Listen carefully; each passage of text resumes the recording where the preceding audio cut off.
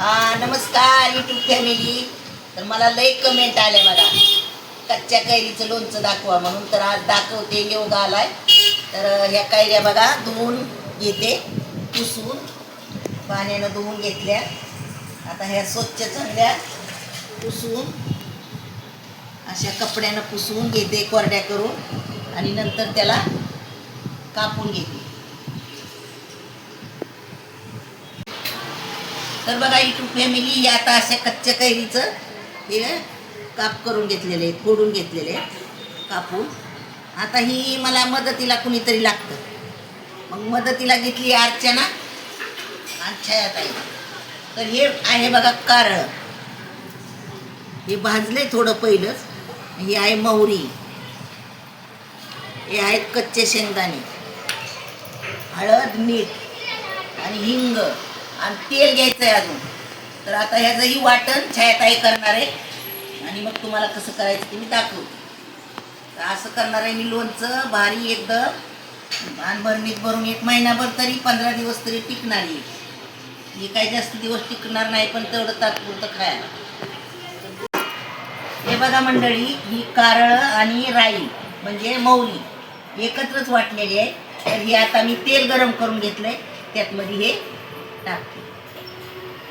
आणि हिंग, काही हिंग 1 चमचा घेतलेला आहे, ती पण टाकते. हिंग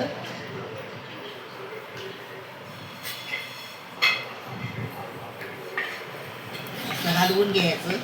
जरा थंडमध्येच टाकलंय करपल म्हणून. आणि ही हळद टाकते आणि हे मीठ टाकते. मीठ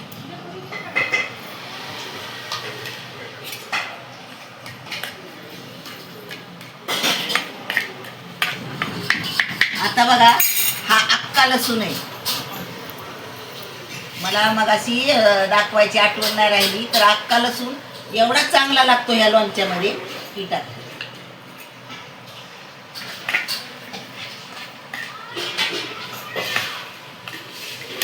आता ही टाकते शेंगदाण्याचं कूट.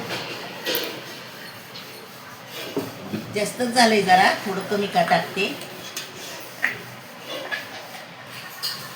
थोडी थंड झाली असेल कढई, पकड आता. लागली फिरायला ते इकडून तिकडून.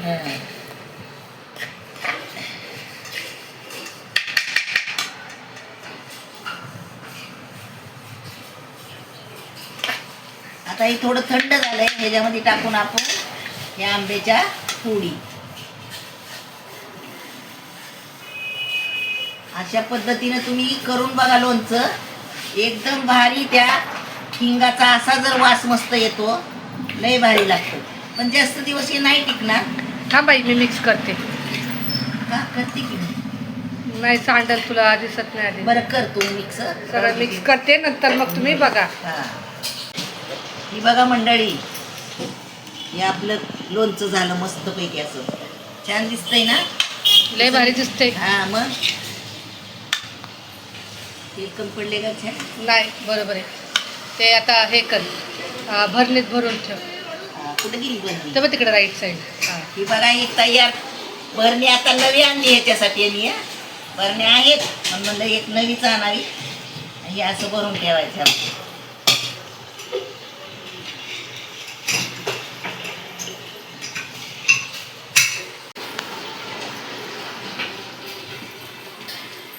बघा आपलं लोणचं कसं दिसतंय बघा. नक्की सांगा कमेंट करून.